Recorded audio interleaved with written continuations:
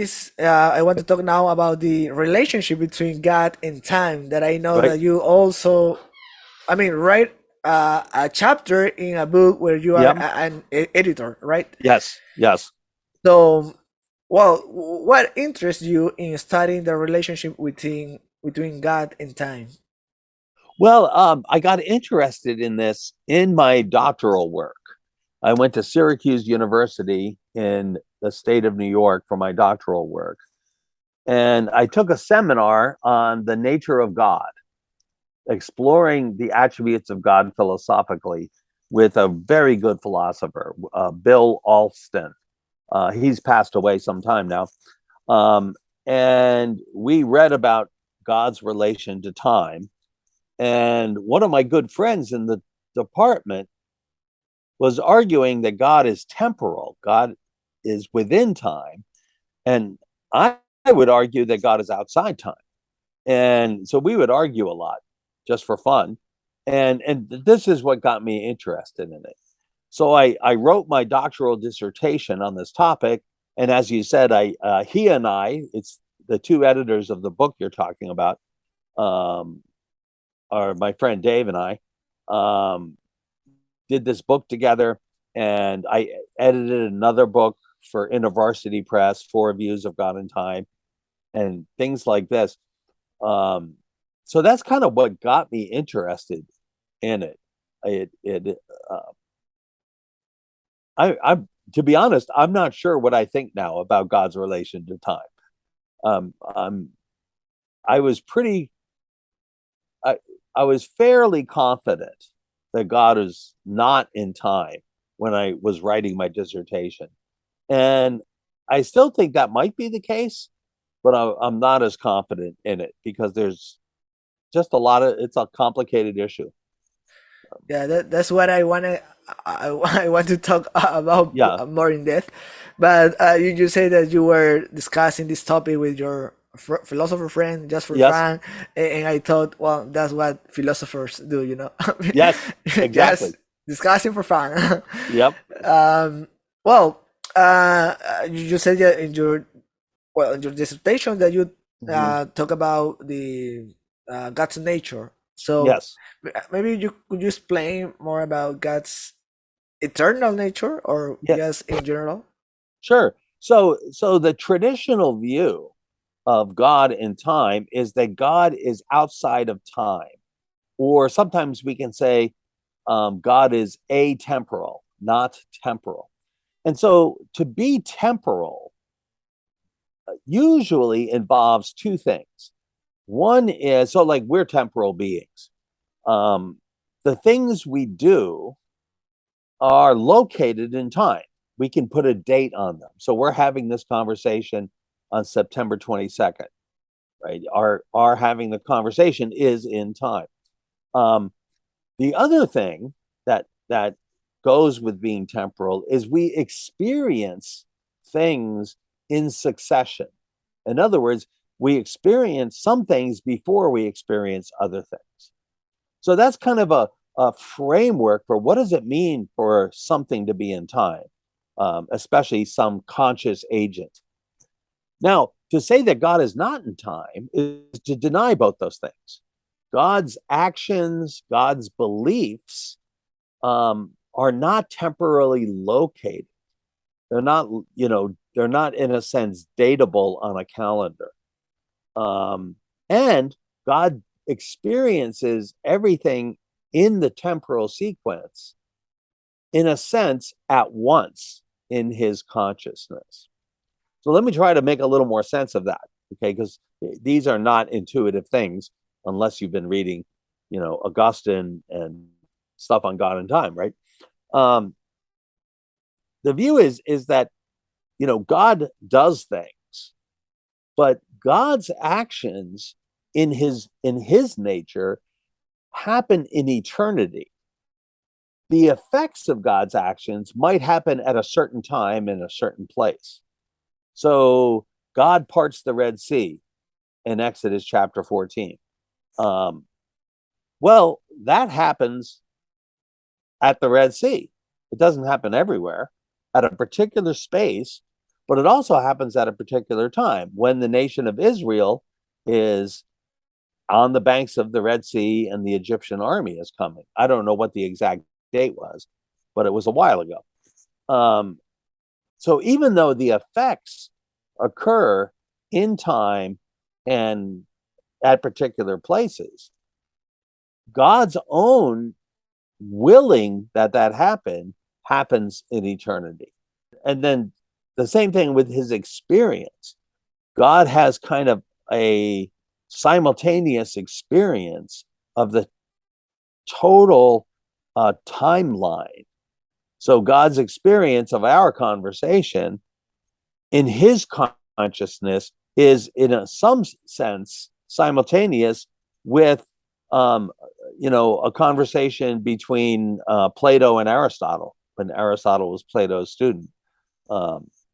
Both of these are present to God's consciousness in a sense at once. So that's kind of what it means that God is outside of time. So why should we think God's outside of time is a big question. Well, traditionally, some of the arguments which are influenced by Plato and Neoplatonists are that if something is in time, it's kind of passing away. It's fleeting. And the experience of God is in some sense fleeting if he's in time. But God, the concept of God is so great that time can't contain him. These kinds of arguments are early arguments for God's relation, for God being outside of time. Contemporary philosophers will argue largely about time seems to be a created thing, right? If God created time, then time came into existence. There's a first moment in time. And so then we have to think, what was God like before the first moment? Now, literally, there is no before the first moment, but you know what I mean. And so God can't be temporal until time exists. And so that's one of the arguments that God would be outside time. Anyway, I'll stop there and let you ask questions. Yeah, it's interesting, but I think that we start talking about this Mm-hmm. without defining what is time. So I would, Exactly. yeah, I would like to first, first before I can make follow up questions, you can mention what is time. What is Yes. its nature. Um, Aristotle said time is the measure of change regarding before and after, something like that in his physics. Augustine said, "What is time? If nobody asks me, I know the answer. But as soon as someone asks me, I find I really don't know." I mean, he's almost making a joke about how complicated it is. Um, some of the important things about time for this kind of question has to do, and when you sent me questions, you mentioned what's called the A theory of time and the B theory. So when you think about everyday language about time and things in time, like events, um, we tend to talk about time in two different ways. So we'll say stuff like this. This conversation is happening now. It's present. In a couple of hours, it'll be in the past. Yesterday, it was in the future. But we also talk like this. This conversation is happening before um, the weekend, and it's happening after last weekend. So we use before, after, and simultaneous language, and then we use past, present, and future language. And some philosophers in the beginning of the 20th century, well, one in particular, McTaggart, his name was, began to observed that there are actually two different theories of time, depending on which of these ways of talking we think is most fundamental or most real. And so if past, present, and future is most real, that's called the A theory. I mean, McTaggart labeled it the A theory. Sometimes it's called the dynamic theory of time.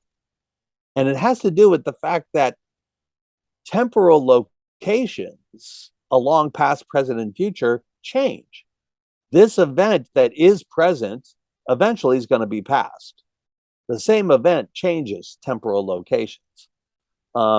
Whereas if we talk about before, after, and simultaneous, those relations don't change. So if this conversation is after my birth, which it is, it'll always be after my birth. Those relations never change. That's the B theory, sometimes called the static theory of time, because it focuses on the relations that don't change. The A theory focuses on the relations that change. Okay, so when McTaggart developed this, he wasn't thinking about God at all. This was just analyzing the nature of time. And that's been pretty helpful to people. So how is it relevant to this question? Well, a lot of philosophers think if the A theory is true, and we want to think about time fundamentally or most accurately in terms of past, present, and future, then we have this problem of fundamental change. What is present changes with each moment. And then when we bring God into the question, we ask a question like this: can God know what's happening now? And of course, we think God knows everything. So somehow he knows what's happening now. But what's happening now changes. Right now, our conversation is happening now. In an hour, something else will be happening now. And that seems to mean that God's knowing has to change. At one moment, he knows one thing. At another moment, he knows another thing. And if there's change in the mind of God, then God is temporal, because God is experiencing things in succession. Remember when we said what it means to be temporal, part of it is I experience some things before I experience other things. So if that's the way God experiences things, then he is in some sense temporal. And so this is one of the ways that these two theories about time come into play in this argument about God's relation to time. I better stop here. I dropped a lot of stuff on you. You might want to ask a particular question. I was thinking that that's why maybe in the traditional view, philosophers and theologians maybe thought that God is atemporal, Yes. because if we say that God is temporal, maybe we say that God is changing. If we Mhm. are saying that God is changing, maybe we are attacking one of the God's attributes, that is Yes. the immutability, right? Yes. I don't have read many of about this topic. I'm just Sure. introducing myself. So I'm just saying that maybe this is one of the arguments for reject, Mhm. uh, God being temporal. Is that okay, or? Yes, that is a very important argument. So we want to say that God doesn't change. Well, the question that gets raised is, do we mean that? How do we mean that? Now, in the scriptures, God does reveal himself. He says, I am the Lord, I change not. But the context is clearly about his character. He does not, stop being loving. He does not stop being just. He does not stop being merciful. It's not a context where you're really talking about the intricacies of God's knowledge. Does the content of his knowledge change? And so this leads to, you could say, a distinction in how philosophers talk about immutability. You can have a strong view of immutability, or a weak view. The strong view is that nothing about God changes. Therefore, God is atemporal because what he knows can't change from moment to moment. Or you can have a weak view of immutability, where you say, no, it's possible that God changes moment to moment, but he doesn't change in any of his essential attributes, like love, justice, mercy. In our relationship with him, we have confidence that he doesn't change, even if God knows one thing at one moment and something else at another moment. That's not the kind of change that is disruptive to a relationship. This distinction can help identify how we think about immutability related to the question of time. And so some philosophers want to argue for strong immutability, and others want to argue for weak immutability. But all of these subjects are connected with each other. Mm-hmm. I was talking with an atheist, and he asked me this: how can God constantly update the universe if it is timeless? You know, if He's timeless, not spatial, not spatial, and not physical. And that got Okay. me thinking. So, what do you say? Yes, I get what you mean, and the answer is going to be something like this. You know, God in his atemporal nature wills the entire unfolding of what unfolds. And it's not just that he doesn't determine everything that's going to happen, but but he in his eternal nature knows, for example, that you're going to pray for something, and in his eternal nature he decides that he's going to answer that prayer a certain way. So his updating or upholding or caring for the universe responds to our actions and our prayers, but in his own being, all of that is in the one atemporal moment. But in the universe, it gets worked out, sequentially. You pray first, and then God answers, or the answer to God to your prayer is manifest. But in God's mind, it's not sequential. So it could be something like this. Suppose you're a really good mathematician, right? I'm not a very good mathematician, right? And you might see the whole geometric, let's say we're doing geometry and you're doing a proof. You might see the whole proof in one intuition. But it's also true that each step of the proof depends on each other. You might have a kind of a non-temporal grasp of the whole thing. This is just an analogy. Yet, the different pieces of that proof build on one another. And perhaps it would be something like that. Or maybe you're a screenwriter and you say, oh, now I know what's going to happen. You have this flash, but it gets worked out in time in your screenplay. Analogies like that might be helpful to answer that kind of thing. I mean, another reason to think God is outside time is that helps solve the problem of God knowing our free actions in the future. Because our free actions are future to us, but not God. And so in one eternal moment, he knows what we will freely do, yet we are the ones who freely choose. And that's interesting that you mentioned this that last part because I wanted to ask you that how can you go more deeper about the question of determinism in if God is outside the universe, but God knows everything. How can we are free creatures? Right. Because God knows everything. And Yeah. so how do you respond to that? Yep. Well, if God's outside of time, it's a little bit easier because suppose God's in time and he knows that tomorrow you're going to freely choose to make a sandwich out of something. I don't know what, bacon, let's say. It'll be bad for you, but it'll taste good.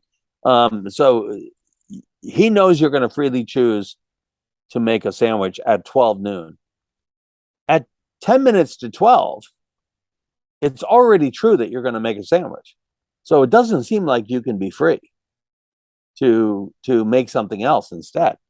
But if God is outside time, then his knowing you're going to make the sandwich is not really before you make it, because it's in the eternal moment, which is simultaneous with every point in time.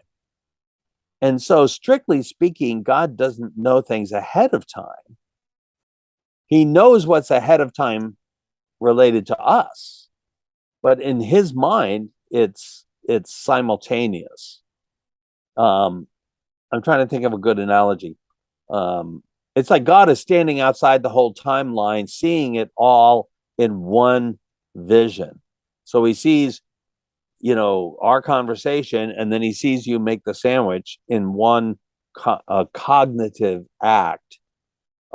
He's not looking ahead to see you make the sandwich. And therefore, at 10 minutes to 12, it's up to you whether you make the sandwich. And the content of God's knowledge depends on your free choice. So many people think that if God is atemporal, that helps with that problem. Now, of course, the problem gets really complicated the way philosophers talk about this. Yeah. Well, now you said before that if God is atemporal, we are talking about a beginning of time, right? Mm-hmm. So my question is, was really time created by God? And how does the relationship between God and time also relate to the doctrine of creation? Yeah, I think the doctrine of creation is um, that everything depends on God, and God brought things into existence. Now, of course, there are lots of things God didn't bring into existence, like God's goodness. Right? God is eternally good. Um, and people who think God is temporal might think that God has always been temporal. Um, and therefore, time would not be one of the things that God brings into existence. Um, but a lot of people think time is a created thing, um, in that it had to be brought into existence. Um, and so when God when God created things that changed, as soon as something changes, then there's a before and an after. And that could be when time comes into being. So maybe it's when God created the angels. Maybe it's I tend to think that might be it. Um, because angels change. It's at least it seems like. Um, Now, there are some philosophers who think that God is atemporal, but as soon as he creates, he becomes temporal, because once time comes into existence, God has to know what's happening now and this kind of thing. William Lane Craig, who's a very famous philosopher, Christian, has this view. Um, and I'm not sure. I don't know what to say about it. I have some worries. Um, but you're right that if time is a something that comes into existence, then it's part of the doctrine of creation. Yes. Great. And yeah, I'm recently I'm reading the Dr. Craig's book about time and eternity. So Oh, okay, good. it's Yeah, well, I think it's a I don't know if it's a good book to introduce to the time to this topic, but I I think it's pretty good. Another book you might recommend to people is the other one that I edited. It's called God in Time: Four Views, because it gives different views and then people respond to each other. And Bill sure. Craig has an essay in that one also. But his time in eternity is a pretty good introduction. It's not super basic. You have to think going through that one. Yeah, yeah, yeah, Yeah, definitely. yeah, And the last question, for sure. this interview is: does the relationship of God and time influence traditional arguments for the existence of God? Oh, that's a good question. Um, I don't think it does very much. So, for example, when Aquinas was putting forward his arguments, he wasn't sure whether the universe had a beginning or not. From philosophy, he couldn't show it philosophically. He thought that the Bible taught that the universe had a beginning, but philosophically, he couldn't show it.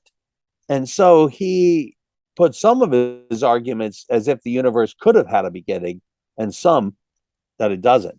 Now, coming out of these arguments, Aquinas has the beginning of a concept of God, and as he develops that, he argues that God has to be outside time.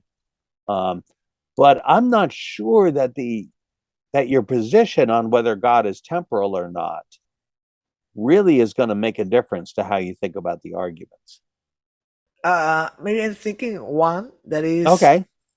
talking about Dr. Craig. Maybe Callum's Dr. Craig could be one. Yes. Yeah, Right. So the Kalam cosmological argument, um, right? That might be one. It argues that the past has to be finite, and therefore there needs to be a cause for the universe beginning. Um, and so, if you think God is temporal and you think time has always been around, you have to reject that argument for some reason. But what Dr. Craig does is, of course, he thinks the Kalam argument is very strong, and he thinks God has not been everlastingly temporal. God became temporal when the universe was created, and so he doesn't have that problem. Um, but if you have a particular view on the history of time, then you're gonna be in conflict with that argument. You'll have to reject it for one reason or another. Or if you think that argument is strong, it's going to uh, it might influence your view of God's relation to time. So that is one. Yeah, good way to catch that one. yeah. So, but in summary, we can say that traditional arguments can function well, independent of the view that you have of time, Yes, right? for the most part, yes. For the most Mm-hmm. part, yeah. Well, Very that's what does the interview. good. I Thanks, really Andre. enjoy. I really Yeah. enjoyed the time, Doctor Oh, me too. Ganssle. Yes, Um, and well, thank you for being here, and thank you for accepting the interview. sure. And I pray God really uses what you're doing. It's very important. And we'll do it again sometime. Thank you so much, Andre. Okay. All right. Bye, everybody.